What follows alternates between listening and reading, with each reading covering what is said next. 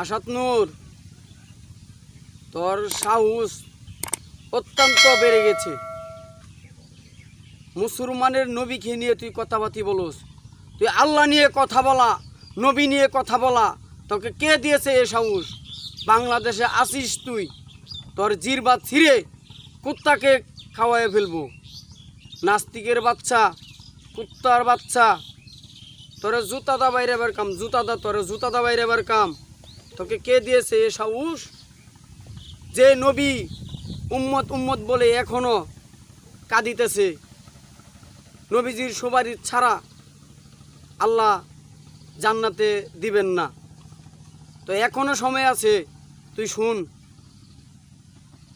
তুই ভালোভাবে থোবা করে তুই 5 ওয়াক্ত নামাজ পড়, আল্লাহর কান্দাকাটি কর, তো আল্লাহ তোরে মাফ করতে পারে। তুই আল্লাহকে বলেছ, তো আল্লাহ নাকি গাঁজাঘুরি কথাবার্তি বলে? তোর এত বড় সাহস তোকে কে দিয়েছে? তোর জিরবাত ছিঁড়ে কুত্তাকে খাওয়াই ফেলবার। নাস্তিক ইহুদির বাচ্চা, এখনো সময় আছে, তুই ভালো হয়ে যা, ভালো হয়ে যা, তুই ভালো হয়ে যা। ভালো হইলে পয়সা লাগে না, তুই ভাইরাল হবি, দেশের কথা নিয়ে ভাইরাল হ। কত কথাবার্তিতে আছে, তুই কথাবার্তি নিয়ে ভাইরাল হ। নবীকে নিয়ে, আল্লাহকে নিয়ে বাজে মন্তব্য করে তোর ভাইরাল হওয়ার কিন্তু দরকার আছে? জাহান্নামে যাইস না, জান্নাতে যাওয়ার চেষ্টা করবার হলে নামাজ পড়, আল্লাহর তওবা কর। আল্লাহ, আমি যা করেছি, আল্লাহ আমি ভুল করেছি, আপনি আমাকে মাফ করে দেন।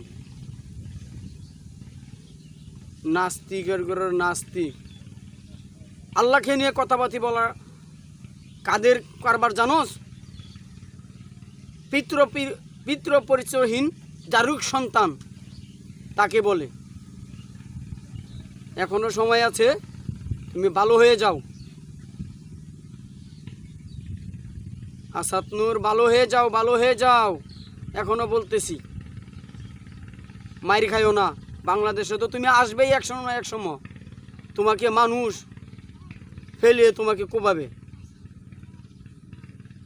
তোমার মানুষ ফেলিয়ে তোমাকে কোবাবে। ভালো হয়ে যাও, ভালো হইলে পয়সা লাগে না।